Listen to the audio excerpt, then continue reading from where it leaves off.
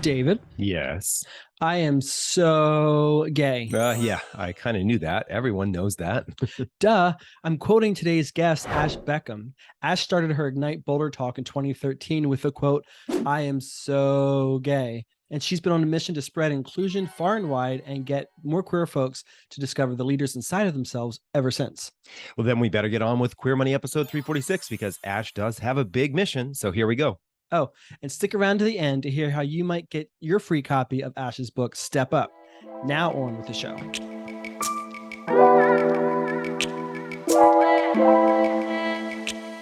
Cool. Welcome, Ash Beckham, to the show. We're excited to have you. Thanks so much for having me. I'm excited to be here. Of course. So I saw somewhere online on social media or whatever that you're so gay. So what is that all about? Right? I feel like it's such a funny conversation to have. I feel like when you're coming out or you're having those conversations, it's not, you kind of like split the difference. I mean, I think people define, obviously, to me, sexuality is a spectrum for sure, but I feel like there was a time where, you're kind of either in the closet or a few people know, or you're kind of apologetically gay. And I feel like you get to the point in your life, whether it's stepping into your own power or whatever that is, where you define that very clearly. So there, I got to the point where that's who I was, and I wasn't afraid to say it out loud, and that was a monumental step for me. And so I feel like a lot of people have that, and so that was my definition of it, is that I was so gay, not just a little bit, not just thinking about it, not like dabbling, that was it. That was a definitive statement for me. So you decided to like go on a stage and but in front of a couple hundred people on something that's going to be streamed online in perpetuity and just tell everybody. I know, it was so funny. And then after I had that conversation, I mean, after I did that, and then I started to get these speaking inquiries, you kind of had that second guessing piece of like, well, do they know what I'm going to talk about? Do they know that I'm gay? Am I going to have to come out again? And I remember my friends being like, 6 words in, you say that. Like, anybody that is interested in having you speak has seen that. Like, they know exactly what they're getting. And so I know there was like some freedom in that, I guess. You kind of like put yourself out there, some vulnerability in that judgment, but then at the same time, you just kind of embrace it, and then all of a sudden it's easier because there's no like guessing. Yeah, everybody knows now, right? Right, exactly. Exactly. Right. Yeah. So we just got done reading your book. I've read it twice now. Love it. I think there's a lot for the community to take from it. I think in part because, similar to what you're sort of addressing, sometimes being apologetically gay, I think we're very conditioned in a way, maybe because of society or maybe our own pressures, where we're sort of like, I can't be too out loud and too proud. I've got to be somewhat reserved because I don't want to disrupt my home life or upset my family or the church, whatever. So I think for a lot of us, we see ourselves in sort of this paradigm of being, we're conditioned to seeing ourselves as a minority group, even though we're actually a quite large group. So why was it important for you to write a book about stepping up and becoming a leader in your own community? Well, I think what was so important to me is I was lucky enough to speak to a bunch of different communities, right? So I was speaking to corporate organizations and associations and colleges, and so many of those people that I was having a conversation with, we were talking about leadership and what that looked like. A lot of the themes that were in the book, and how to really embrace that, to take your own power, and then what, right? Like, I can be powerful, but then what kind of impact can I have? What kind of influence can I have based on owning that power and really being authentic? And so many people that I spoke to that I saw as leaders within their organizations would say, oh, well, when I graduate, I'll embrace those things. I'll make that difference. When I get that promotion, when I have so many direct reports, when I manage a budget line that is X, that's when I will. There's all these like waiting to get to a point. And these were people, if I asked the room, I would say, who thinks they're a leader? And you'd get like, depending obviously on who the constituents were, usually like 30% of the people would kind of raise their hand. And then I would say, who thinks the person sitting to their left is a leader? And everybody would raise their hand. So it was how we saw ourselves and how the people in the audience saw themselves. And so how do we create this leadership model that is not a finish line, but a practice and something you can start right now, that it doesn't matter how many direct reports you have, right? Like in the spaces that you control, that could be your home, that could be your cubicle, that could be your church, that could be, some sort of group that you have. You can be a leader in that context. And that's enough. B, it's a great space to practice that leadership and grow as a leader from. But we all have opportunities to be the person we want to be starting right now, not waiting until we have some sort of, you know, achievement that exists in the external world. That really it's about how we see ourselves and thinking of the world and the community that we can create when people step into that power. I think was really inspiring. And to me, people, that was a message I wanted people to hear, that there was nothing to wait for. We needed to do it now. And also it is a practice, and these are tools that we can and skills that we can hone and get better at to make ourselves a more well-rounded leader. Right. Yeah. Yeah, I think one of the things when you were just talking, I heard a little bit of what I think a lot of people now today refer to as imposter syndrome. Like, who am I to step up? Who am I to do this? Why should I? And one of the things I love that you're pointing out here, and I think a lot of queer folks, we know that studies have shown that women do this, that we oftentimes look at a job description, whether it's for a new job or a promotion or something like that, and we immediately start discounting ourselves. I can't Absolutely. do this, I can't do that, because we think we have to have these practical applications that fit 100% the job description. And kind of what you're talking about is whether it's a job or another position in society, we have practical experience all throughout our lives, or we have the opportunity to implement practical experience all throughout our lives. So if we want to reach for that promotion, or we want to prove to our boss that we're ready for a raise or a new position, we can look to non work life experience, maybe outside of work life experiences. And that's what I think you really kind of drive home in the book, is there's so many opportunities in our lives to practice these 7, is it 7? 8. 8, sorry. Yeah, You're good. these 8 ways of showing or practicing that we can become a leader. I completely agree. And what the old adage is, you have, and I think that this transcends just, gender in that way, but you have the straight, white, able-bodied, cisgendered guy who applies for a job, and there's 8 qualifications, and he has 2, and he thinks he's qualified. And you have a woman, or you have someone of color, or you have someone that's queer, and they have 7. They're like, I'm not quite there yet, right? Right. Like, and so how do we get over that? Like, if conflict resolution is something that is required in a job, or having conflict resolution skills, like, have you ever been in a relationship? Like, you know what I mean? Like, how do we take those things and those lessons that we've learned? Or like, is it logistics? Getting my 2 kids dressed out the door and fed to go to school is pretty high end logistics. Like, am I going to put exactly that down? No, but at the same time, exactly like you said, it's like these traditional skill sets that are, learned in a classroom just don't apply anymore, as the work world has completely transformed from the pandemic, that we exist in these different spaces. We have to see our skill sets as more holistic and non-traditional, and they have equal, if not greater, value than traditional skill sets, because they've been applied in real life with results. We've had positive and negative results. So I think in the same way that these are kind of non-traditional or non-expected leadership skills, I think we look at our entire skill set and really see, okay, how can we draw from that? Do we have room to grow? Of course, absolutely. But to say we've never done that, I think is that, like you said, selling yourself short. And so it's always, what would you say to your sibling if they were applying for the job, or your best friend? Would you be like, you're not quite there? You'd be like, you got that.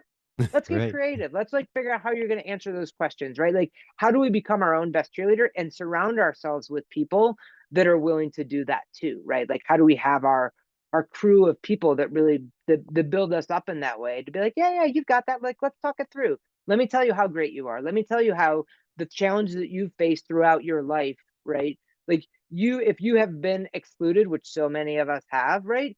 Then you know what it's like and how important it is to be included. And you've probably developed skill sets to bring people in rather than isolate people. That's a valuable skill set as well, right? So how are we, like, just like you said, how are we looking at those things that are outside of our typical work skills that really are applicable and additive for us in our applications to our jobs? Absolutely. It's like that first season of Golden Girls when Rose found herself without a job, and Dorothy and Blanche helped her do a resume. Yeah, Everybody needs people exactly. around them like that. We always have Yes. to have either a Madonna or Golden Girls reference in the podcast. So there we go. We got one of them. Check that box. As it should be. Check. All right, we'll bring a Madonna later. But I do love, if you don't see yourself as a leader, and you can't think of any sort of interactions or history or experiences that you've had that sort of give you those leadership experiences, then reading your book is a great opportunity to say, okay, how can I find a half dozen or so interactions every day, a week, where I can try just a little bit of the prescription that you're suggesting and slowly gain those experiences until I've mastered, all of them, ideally. Yeah. And I think what it does is it breaks it down in bite-sized chunks for people. And then for so many ways, they're low risk situations, right? Like if you're trying to have extended conversations, if you're trying to use inclusive language, if you're trying to practice, for example, saying what your pronouns are, like having that conversation at the grocery store or with a mom's group at the playground or, whatever interaction it is, like the risk of that is pretty low. Like if we're not doing things, to me, to grow as leaders, where we're stumbling, then we're not doing it right. Like if we're tiptoeing through this minefield of saying the wrong thing or doing the wrong thing or getting it wrong, we're doing it wrong. Like you have to fail. There has to be some sort of failure rate, or you're just going to stay flat, which I think to me is such an important part of leadership. Is like, it's not something that you just like attain. Now I'm a leader. It's not like you get your degree and you just have that forever, right? Like leadership changes because your perspective changes, the broader your scope is changes, therefore how you see the world should change, therefore your leadership style changes. Like you're constantly growing as a leader, so you know that you don't know it all, and it's not your responsibility to have the answers. It's to be willing to find the solutions with the help of other people, right? Like that's to me what leaders are. Yeah. And I think to your point, failure's a requirement in that prescription, don't you think? Because if you've never failed, you must not have pushed yourself enough to really have learned anything, right?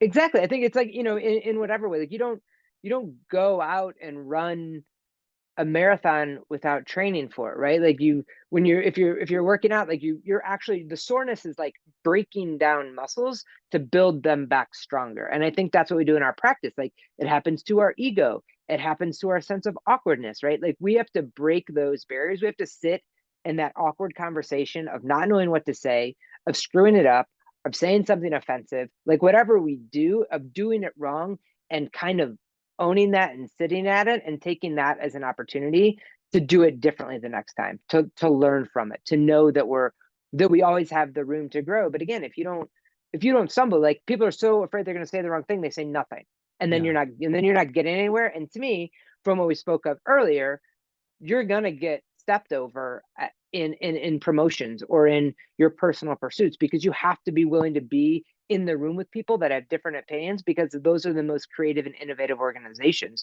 is where you have respectful discourse where opinions differ. You don't want 20 people that think like you. Like that's not going to get you anywhere. No. So you have to be able to deal with those differences of opinions respectfully. That becomes a stale organization. Yeah, exactly. So I think maybe the great place to start is with chapter 1. And I think our national dialogue needs to maybe be more inclusive of this word right now, with the tone of the conversation in the country, but empathy. And I think a lot of us, what you articulate in the book, and I think this is, a lot of us like to think that we don't approach conversations or debates, whether it's political or it's about the next product launch or whatever, that but that we're open-minded and we're empathetic to other people's thoughts and opinions. But so often we go into these conversations with whatever they are, is I'm right, you're wrong, and my job here is to convince you. Whereas you talk in the book about the need to be open to other people's thoughts and opinions and not necessarily agree with them, but understand them. Right, absolutely. And I think that's like the root of the importance of empathy, is just understanding where somebody else is coming from, like their why. How did they get to, we have these very, very polarized ideas of on so many topics, right? But people, I mean, for the vast majority of people in the country, like people didn't just like wake up as what somebody on the opposite side would consider like a thoughtless jerk or like ignorant or whatever the things are that we say about the people that think differently than we do politically, like they got there somehow, right? Mhm. And so if I can understand how they got there, then I can understand them better, not for the sake of changing their mind, but understand that there's a human on the other side of that that eventually that got there in a certain way. Like I went to probably like 4 or 5 years ago when sanctuary cities were happening. I went to our local town council meeting or whatever, and there are these very different ideas of what the town should do. And you sat there and you listened to both sides, and you could probably guess what side I landed on, but you heard these different opinions, and it was so clear to me. I had lived in kind of a bubble in a different town where there wasn't a lot of discourse like this, and this was like very evenly divided and representative of what it looked like. And I came to the away from it with the thought of like both sides love this town and they want to do what's best for this town. What they think is best for this town are very different things, but they both love this town, right? So I think you can find that commonality of what we're talking about. And I think once you have that empathetic connection and you understand where somebody else is, then you can start to have conversations about things like facts and impacts and things like that. But if you just come in on your moral high horse or on your soapbox and start barking about how somebody got it wrong, I'm not going to listen to that either, right? Like that's not a dialogue I want to have. So we have to think about, and at the end of the day, do I care if they change their mind? There's a great person. It was trans student and his parent, and they were going into a Utah state senator's office when they were considering a bathroom bill, and they were with this lobbyist, and obviously the kid was really nervous and the dad was nervous and they like didn't know what to say, and the lobbyist said, hey, it's not your job to change their mind, it's your job to get them to doubt the certainty of their position just slightly. And to me, that is like this just like crack open in, it's not, I'm not saying your way is wrong. I'm just saying it's not the only way, right? Yeah.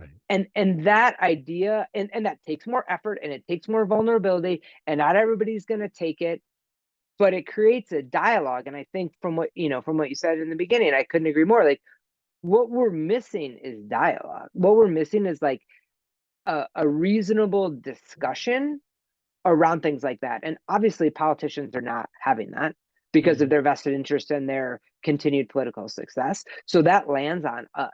That lands on dinner table conversations or playground conversations or church conversations, right? Where we can really have that dialogue at a basis where we start on this respectful. And again, it's not like this 15-second soundbite to get somebody to change who they're going to vote for, right? It's just like continuing dialogue about these topics that are always evolving, and to have somebody on the other side that you like. The gun debate, we have a really good friend of my kids' friend at school, and we have a very different opinion on guns, but when things happen, I'm like, well, I don't know, what do you think? Like I can't empathize with that side, I don't know what that feels like, but I respect you, so let's like talk about it. Let me understand that side better, you understand my side better. And does it change the world? No, but it brings us closer to the center. So I think that's additive, right? And it allows me to enter into conversations with more people that have different opinions and have a little bit of knowledge of that side of the conversation. Right. I think one of the things that is coming through clear here is that we have to understand that the individual, or in some cases, the corporation that we're talking to or about, or politician that we're talking to or about, has a certain set of life experiences that are very different, or even just slightly different than ours. Maybe it was one or two experiences in their lives that did change the way they think, that is makes it very different from us. With that in mind, when you think about corporations and what corporations are doing today, and kind of maybe some of the I guess anger is the right word. What would be your response to corporations or to folks who are saying, you tell me you love me, but you support this individual politically, or you tell me you love me, but you vote against me? How do we kind of balance that in our own minds?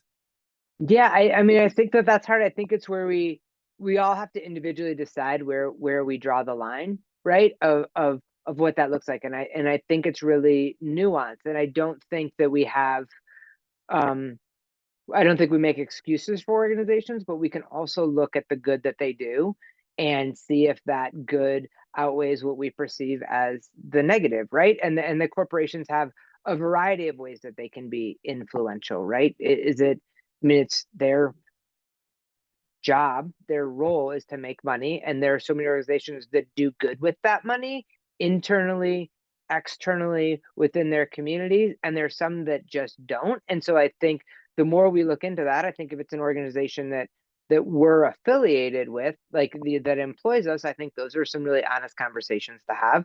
If it's a company that we support, that we buy products from, then we can look at that as well, and maybe make different decisions. I don't think we throw our hands up. I think we can inquire into that, and I think we have to make our own decisions on, again, where we draw that line, and how much of it feels like, rainbow washing or whatever that is, that just like putting a rainbow sticker on your June advertisements is a little bit different than having a float in the pride parade, having do medical benefits cover transition, like what are we working with, how are we diving in? And that's like such a to me such a great part of if you're seeking employment right now, and what the job market looks like, that organizations, it used to be kind of like hush hush of like, well, this is, if you work in the marketing department, I know that the director is a lesbian, so you're going to be fine, it's going to be safe, right? And now it's like, if you don't have a section on your website that talks about where you land with diversity, equity, and inclusion, Right. you as an organization are at a competitive disadvantage, because that's what people are looking for. And so how do we hold companies accountable in that way? Like, it's a lot easier to find now. And so that to me is part of our personal social responsibility, both as an employee or prospective employee, and also as consumers. Yeah. Yeah. I think you mentioned the story in your book of having the conversation with one of the, I don't know if he was a coach or Okay. someone involved in the softball league, Yep. and that the fact that he had either had voted for or was supporting Trump, but at the same Mm-hmm. time was a huge ally and loved you and your Mm-hmm. family, right? Right. And I think it's sometimes hard for us to, we have to be able to stand in a place where there is a little discomfort and be able to say, I still love this person, I still like being, this person is still an ally, this person is great for me. It just may be that there's something that's more important to them that is different for us. Absolutely. And in that context, this was somebody that lived in rural West Virginia. The coal plants had been shut down, and as part of the rhetoric of the 16 campaign was bringing back the coal industry. And so this guy who I had known for years, who had like sent my wife and I a wedding gift, like, I mean, this guy like loved us, and but that's where he was voting, because he was on the verge of losing his house because he couldn't find work, right? And so the promise was, and he believed the promise. I think you can break that down to whether the promise is believable or not later, but like, to me, I had the privilege, and I didn't see it in the moment, but like stepping back from it a little bit, I had the privilege to not be affected by the closure of that, right? Like, Yeah. the my priority were more socially driven human rights issues, where his were purely financial, and Mhm. a means of survival and for the well-being of his family. And that's where he was staking his claim politically. And like, that's tough to argue with, you know what I mean? Like, Yeah. once I got to know what that was rooted in, like, I knew this guy, I knew he wasn't, it was, and if you read the book, it's like immediately after the Access Hollywood tapes came out. And so this really misogynistic stuff that Trump was saying. And so that to me was just like such a line in the sand. And I had this idea that like good people knew that was a line in the sand, and anybody that didn't was bad or Mhm. misogynistic or whatever. And then all of a sudden in my face was this guy who's like had supported his daughter's softball, organization in the area with his own blood, sweat, and tears and wallet, right? And like, so this guy obviously wasn't a misogynist, he wasn't a homophobe, he wasn't any of these things, yet this is where, and so because I had a connection with him, he felt comfortable telling me why when I kind of made this flippant response about the tapes. And all of a sudden you're like, whoa, whoa, whoa, like just like everybody's got a story, Yeah. and our willingness to learn it really broadens our perspective of the lines that we draw, especially around these just um, lightning rod issues now, which Right. is created and made to drum up political support and increase political campaign donations, but they also have this real life impact on people's lives. And I feel like knowing where that comes from is one thing. And again, like getting to know, there's always a them until you know somebody in your circle who's one of them, right? Like that was always my thing Right. with my family. Like I don't want you to think, like my parents' friends, I don't want them to think differently of me because I was gay. I want them to think differently of gay people because now they know one. Like I'm the same person I was before you knew, right? Like Right. how do you change that? Then all of a sudden it's not the them is a much harder sell because it's one of us. And that to me is kind of what changed hearts and minds. And so we just continue to have those conversations. And again, you're putting yourself out there. Like I get that that's not easy, and I get that not everybody can do that. I would never charge anybody with that if they weren't comfortable, but if you can, I think it's critical to be as out as possible. To me, that was a groundswell. It wasn't like, oh, my college roommate's gay, or my brother's best friend is lesbian. Like what it turned into was like my pediatrician is gay, right? Like people in our real lives that were out in the real things that they did, and come out wherever you are, really changed because now everybody knew somebody gay, and that changed everything. Right. Yeah. Suddenly, all these gay people. Yes. Yeah, exactly. I think that maybe that gives us an advantage as queer people when we do come out, because it is there's a lot of forethought that has to go into thinking about. I mean, unless you've been outed by someone else, which is horrific if that happens, but when you do come out, I mean, even if you have been outed by someone else, you still have to come out to other people, right? Oh yeah. But it that could be the one of the advantages that we have as leaders is going through something like that. But at the same time, I think what we were just talking about, this idea of listening to what other people are saying, or listening to their story or their reasons, I think that's we all want a boss who truly listens to us, right?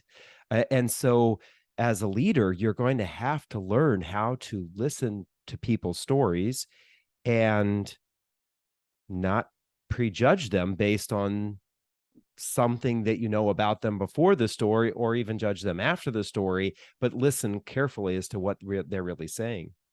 Absolutely, because I feel like when people when they're on a team, they want to feel like they belong. Like they want to feel that that they're contributing. And in so many ways, not despite their diversity, but because like their value comes from the fact that they walked a very different path than I did. The way they see the world is different because we just didn't do the same thing. Better, worse, harder, easier, whatever. Like the challenge that you face because of whatever diverse upbringing you have, and everybody has one, right? That is additive to problem solving in so many ways. There's this great, and I usually like butcher this, so I'll try to keep it pretty tight. But there are these two groups of people. There are two teams. One was very homogeneous, people that all grew up in the United States, and then a diverse group of people, and they grew up in a bunch of different places, and they were tasked with making a recipe, and one of the ingredients were ketchup. And so the homogeneous group looks in the refrigerator. There's no ketchup, so they try to make a replacement for ketchup, right? And so they kind of mess up the recipe, and they don't do as well. The group that had people that grew up in different places, the one guy was like, "Well, we keep the ketchup in the cabinet." So he looked in the cabinet, and of course there was ketchup there. It's like where you came from it, and what you did, and how you lived your life, and how you resource things, and what that is makes the team better at problem solving, innovation, creativity, productivity, all of those things, because you just have more minds that see the world in a different way. Does that inevitably mean there'll be disagreements? Yes. Absolutely. But like But that's that's what growth. we want. Exactly. And Yeah. that is how you excel as a team. And so it's just seeing the world in a different way.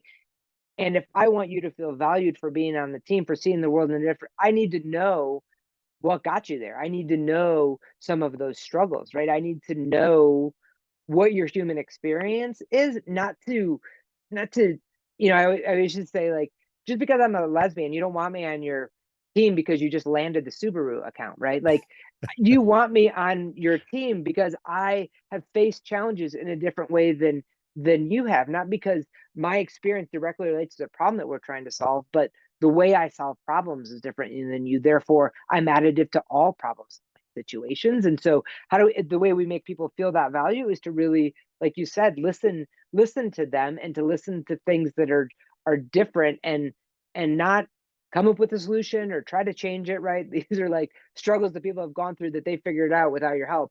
You just want to know what drives them, what's their why for their certain position, right? Why are they more introverted? Why do they, what makes them tick? And I think getting to know them as humans is really what does that. Yeah, and I think it's important for queer people to remember that this is reciprocal, right?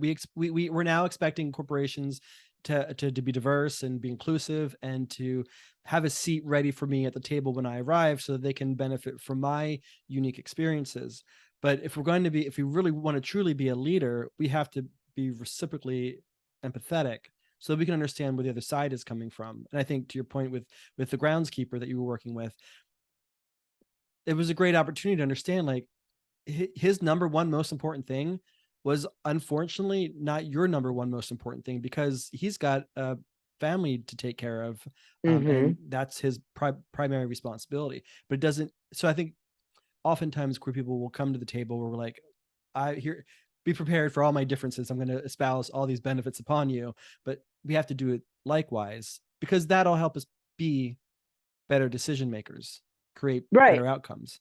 Absolutely. And I think so much of the time that we get caught up, especially in corporate environments, is like, we go in and we think that there's nothing additive that the straight white cisgendered guy has, right? That Mhm. he's not going to bring anything to the table, but his human experience is just as valuable, right? Does it get overplayed or overweighted? Potentially. But when we create environments where there is that equality, we can't, if we want to be truly inclusive, then our bar can't be people that think like us or act like us or whatever, right? It's got to be everybody with this bar of respectful dialogue, discourse, these very basic things that aren't, you have to prove, like, you don't have to prove yourself to get a seat at the table. Mhm. Right. You just Right. have to be respectful, and be willing to have honest conversations, and be vulnerable if that's what that's what it requires. Like, you just got to come to the table with everything, and that has value too, right? And so I think you're right. A lot of the times we don't grant that reciprocity. We're asking for something that we're not willing to do. And I think that comes from a space of being excluded, of not feeling valid. Like, I, Yeah. I get that. I get that where that comes from, but like, somewhere we have to break that. Yeah. Somewhere we Because have to break that chain. we don't know if that cis white able-bodied man is the father of a trans girl. Totally. And as queer as I might be, I have never been the parent of a queer or of a trans girl. And I Right. can't speak to that particular experience. And he might be able to bring that unique quality to the discussion that we don't necessarily have.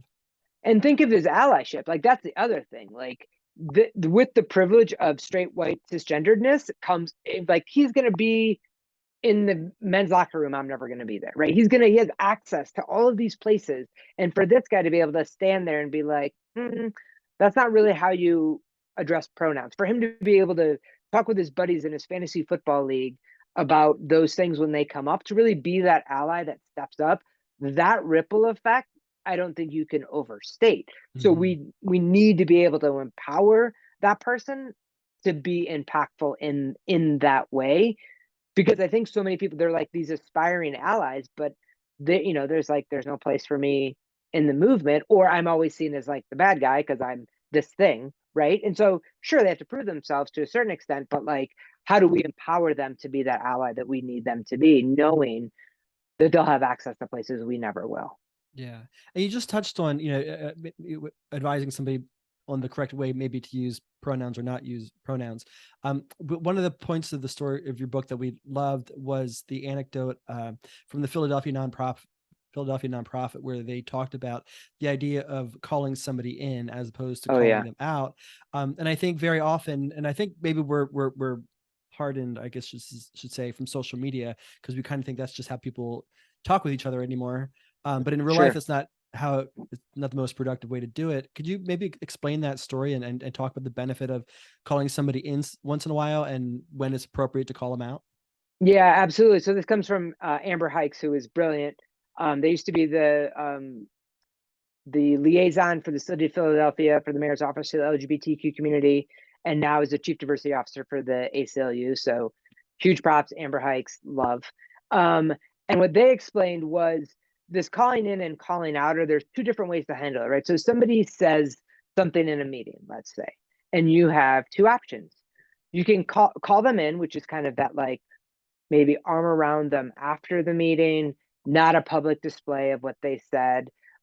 This very empathetic reaching out of like, I'm not sure what you meant, but I want to tell you, this is what you said in the meeting, and this is maybe how it made certain people feel. It's kind of, they always just like equated it with like spinach in your teeth. Like you'd want to know, you'd want to tell somebody, you don't want to embarrass them in front of everybody. You want to like, just tell them. It's the like, you're bringing them in, you're like huddling them up to have them go out and be stronger. It's like very careful, direct.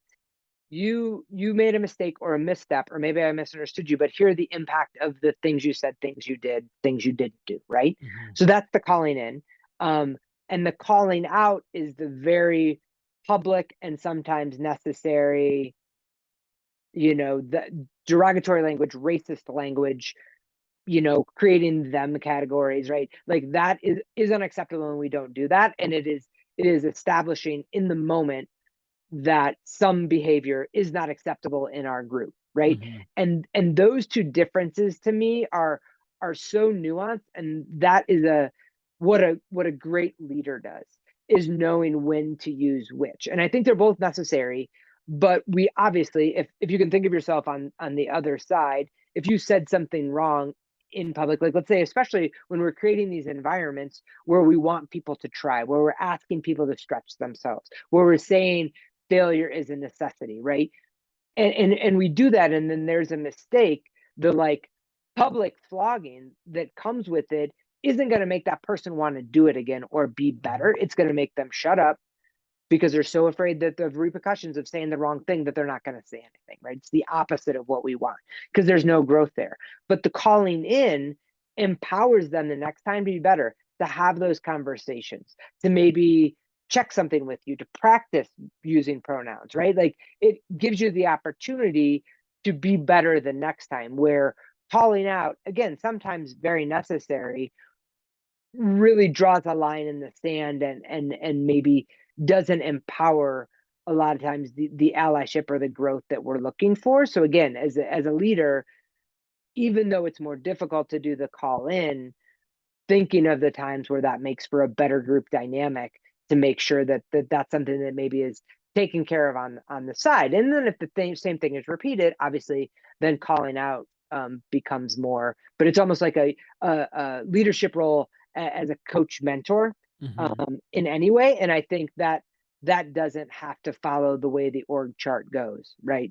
Like you can do that as anybody because it's a private conversation. Yeah, you just reminded me of an article I read last weekend, and I wanted to share it with you before the interview, but it talked about the silencing of America, where people aren't having true, honest dialogues with others face to face. So not sharing all of their true opinions and values with others, because based on what I assume you to believe, I might hold some of my beliefs to my chest because I don't want to be called out or start a whole debate. And so we're not learning what people truly think and feel. And so everybody's kind of putting on these errors. And then all of a sudden, Kansas, votes to support continuing abortion, right? And people are surprised. Exactly. Right. And a lot of that. So I think, for a true leader, whether you are the chief executive officer or you're a lower manager position, being able to figure out when to call people out and when to engage them quietly is an art form that can really help encourage people to be open and honest with you so that you can get the best work out of them, thereby making that much of a better organization. And I think that your exact point is that as a leader, you can see yourself in a much more vulnerable, like your risk in diving into some of these conversations might feel significantly higher, right? You have so much more to lose, right? There's so many more eyes on you, your career, your status, your position, your title, your whatever, right? Like it is riskier for you to do it. But nobody on your team is ever going to just step out that way if you don't do it first, right? If you don't have a crafted way to have these honest conversations, that if you're not the one that's willing to be vulnerable about what you're learning when you're making mistakes. Like to me as a leader, like I don't want to hear how you've been awesome, right? Like obviously you're awesome, you're in this role, you know, most likely, I guess. You're awesome, you're in this role. I want to hear where you screwed up. I want to hear how you sent the wrong email. Like I want to hear what you did when you made a mistake, right? And how you came back from that and what you learned. Because that to me, like we don't need our leaders to be perfect. We need them to be real. So their willingness to share those missteps to me is really ingrains and establishes that relationship of trust back and forth, that the failure is okay and you'll survive it, right? And again, it's easier to sit here in our respective rooms and have that conversation, but really diving in and knowing that, like, again, there's going to be some blowback, but to start to have 5 minutes of every one-on-one that you have with your staff be about anything but work, right? Or to tackle some of these topics, or and it isn't even like topic specific, but like to do some skill training on how to have difficult conversation, right? And that comes from trust, and that comes from kind of taking off your armor first as the leader. It makes it a lot easier for people to follow through, and that doesn't mean that you're like splayed open and vulnerable all the time, but there are those moments of engagement that you have to be that example for your team, or no one is going to fully believe that it's acceptable. Yeah. At the same time, I guess I do have to wonder though, and get your thoughts on people protecting themselves because of the quickness in which today's society will cancel people, right? And how the exact same mindset or words can be used by one person and people will be like, oh, we'll give them a pass, or we'll give her a pass. But the other person is immediately canceled, and all of a sudden their career is is free falling. So how as a leader, how do I deal with that? But at the same time, culturally, how do we need to react to this whole idea of this person needs to be done away with because they made a mistake in what they said, or Right. and they have come back and said, hey, this was a mistake. How do we deal with that? Right. Yeah. I think, obviously social media is like a huge piece of that. And we see that happen with so many celebrities. And I also think that there's a piece of, I'm not saying that vulnerability is like going in and sharing the unedited version of your thoughts off the top of your head. Like, I still think it's super intentional. And I think there's some education around that, right? Like, are you going to get it exactly right? No, but to go in and use your ignorance as an excuse, I don't think that works either, right? So there's a responsibility to educate ourselves around some of these conversations. So if we want to delve into conversations about race, there's plenty of resources out there. Plus, we have a responsibility to have conversations with our friends of color, or broaden our social media feed if we don't have friends of color, and see what that looks like, and really go in educated and having, again, to start the conversation around having difficult conversations, right? I don't think you just go in like right off the bat to your team and be like, let's talk about race, right? I think we go in with, how do we have respectful dialogue around topics that are of interest to all of us, right? Do we want to create some topics that are off limits? Like, I know, Facebook said that you couldn't talk about abortion anymore, right? Like they just like banned conversations, which to me is like ludicrous. They're going to tell adults what they can and cannot talk about. I get their intention behind that, but it's so much more effective if we can have people have these dialogues. I think you have it as if people want to have conversations around current events, it's something as a team that people can opt into, right? And that we really teach the skills to have respectful dialogue and debate and know when it's over to have the conversation. And again, to not go in as the leader as somebody that needs to have all the answers. It's somebody that is also going through the learning process around things like that. So again, I think there's a mindfulness, and I think there's an inevitable misstep, but I think there's a difference between stumbling and like falling off a chasm.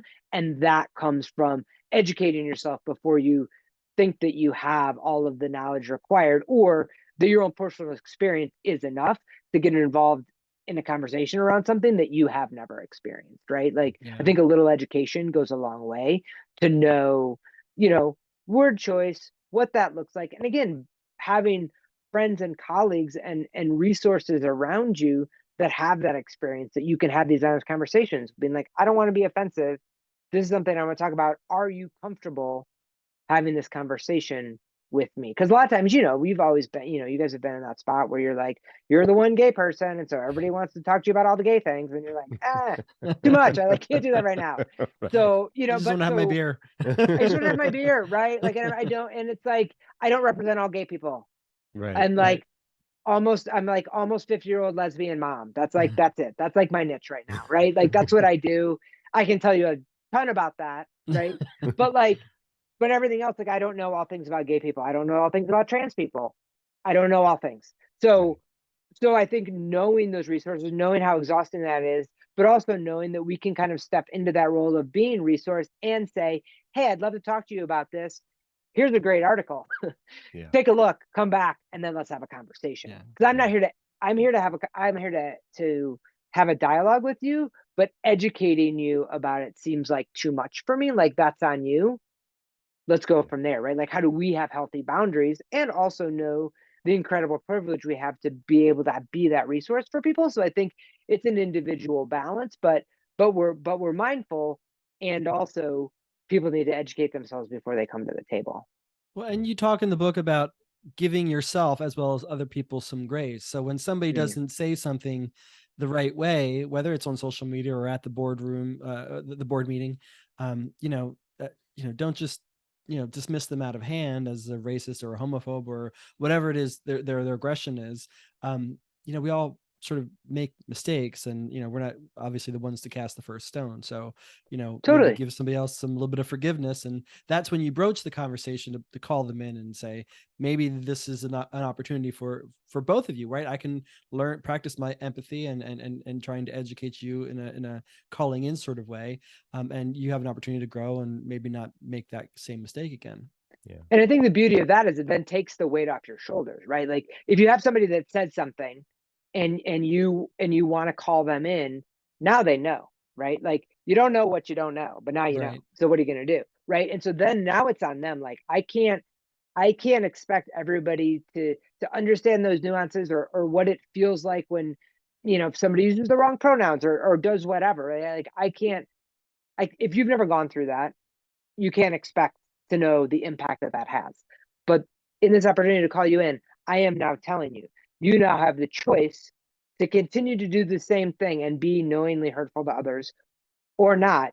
It's on you. I'm here as a resource. But now all of a sudden this weight has lifted, as opposed to that, like, expecting it to be different, expecting them to have this epiphany, expecting them to have this realization that how offensive they are. Like, if they're not getting news and information that is telling them on the contrary, why would they change? There's no, like, that epiphany just doesn't happen. How can we be proactive in doing that? And then if they continue to do it, then do you wash your hands of them? Absolutely. Then do you dismiss them out of hand?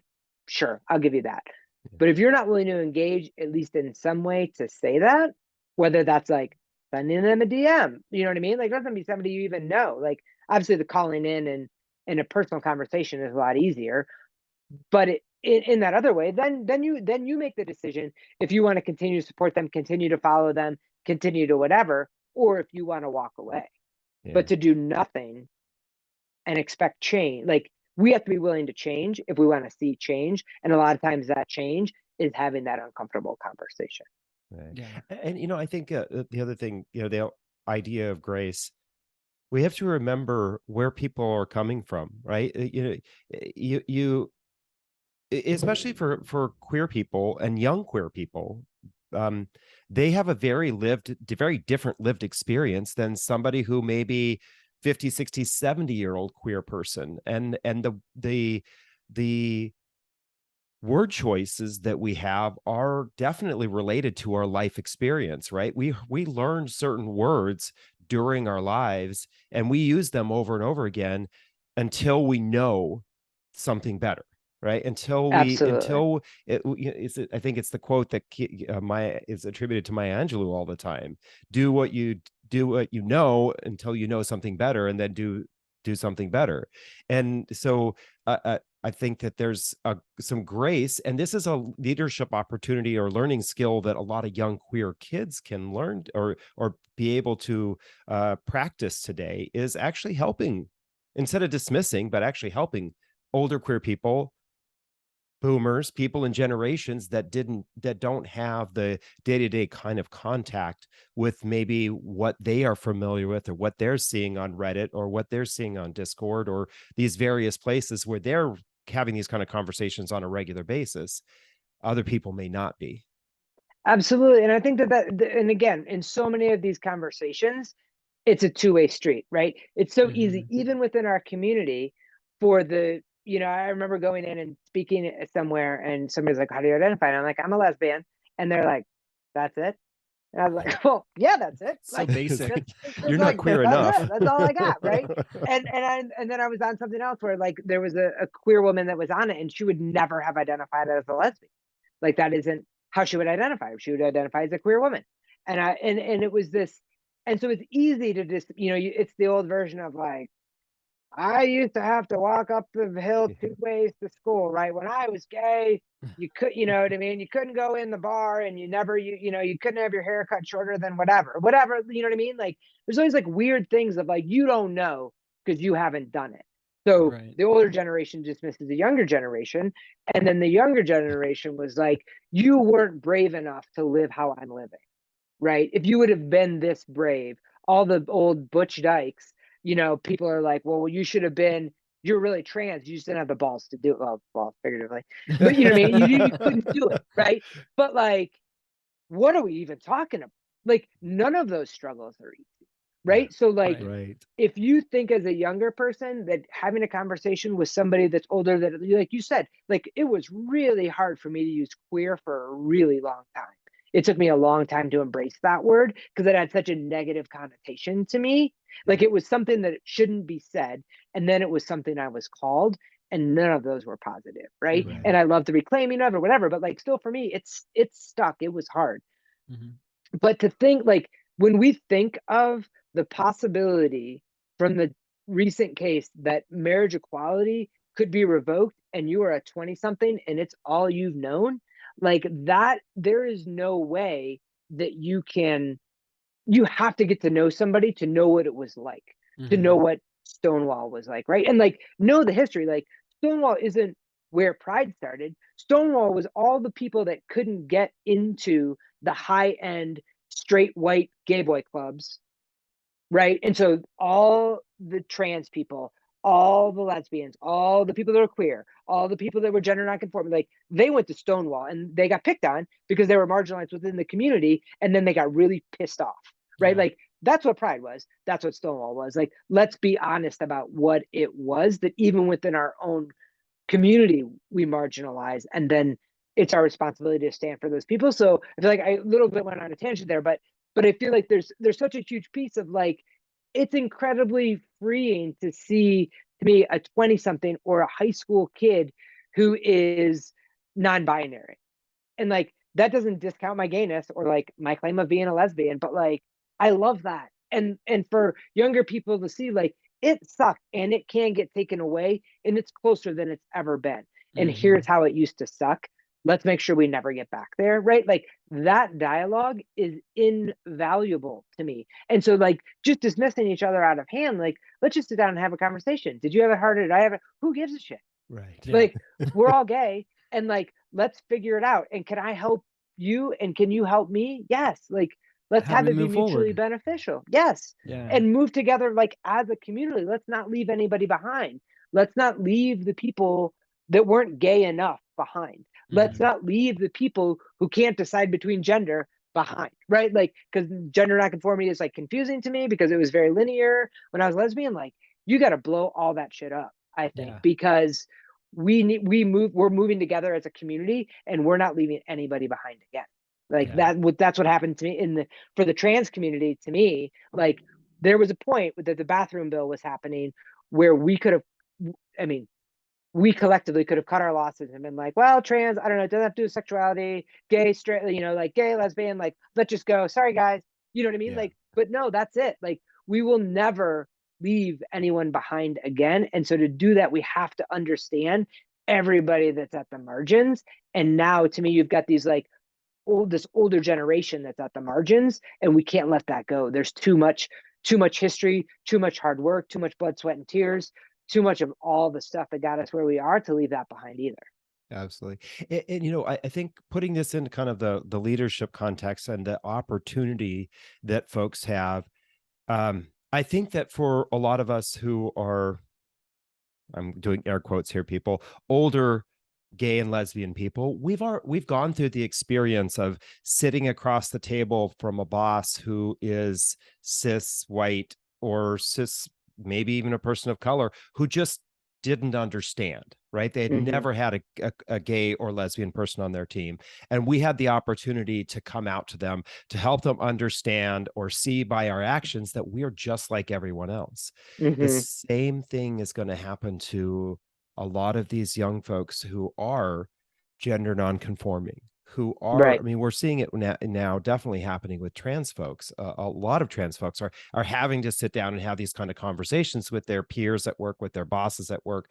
And this practice on those of us who are there to be your support system so that it's not as a difficult conversation. Will it be scary? Absolutely. Will it be difficult? Still, yes. But make it a little bit easier by practicing on those of us who are here to support you before you have to do that in front of a cis straight white man or a Black Baptist who is very adamantly opposed to homosexuality. You're going to have those kind of conversations. And this is where this whole idea of practicing your leadership skills comes into play, especially for those of us who are part of the LGBTQ community.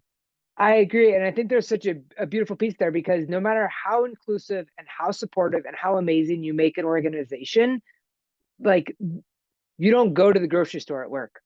You have clients that are outside of work, right? Like, you are going to interact with people that are outside of this culture that feels so safe. Yeah. And that's a perfect way, like you said, for you to practice what that feels like to have those conversations. And I think as a leader, you don't just like dial in on your one employee of color or your one trans employee and ask these questions. You're asking questions of all of your employees. For example, like, what one thing can we do? What one thing would allow you to be more authentic at work, right? What would be what, and then like, what's one thing we could change to get there? Yeah. What would allow you to bring yourself more fully to work? Maybe that's a schedule adjustment.